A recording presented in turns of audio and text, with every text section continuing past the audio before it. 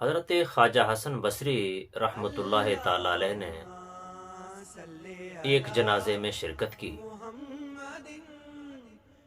اور اس کو دفنانے کے بعد آپ اس کی قبر پر رکے اور جتنے لوگ وہاں موجود تھے آپ نے سب سے فرمایا کہ ادھر ٹھہر جائیں۔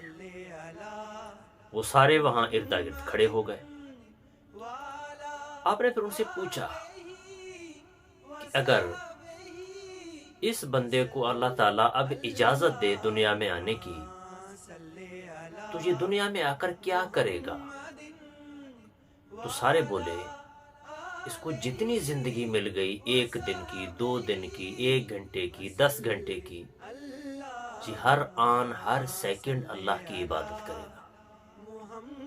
تو آپ نے اسی جگہ پر سب کو تنبیہ کر کے فرمایا کہ اس کو تو نہیں ملی، یہ تو چلا گیا، لیکن اللہ کی طرف سے ہمیں تو ابھی تک ملی ہوئی ہے، ہمارے پاس ہے زندگی۔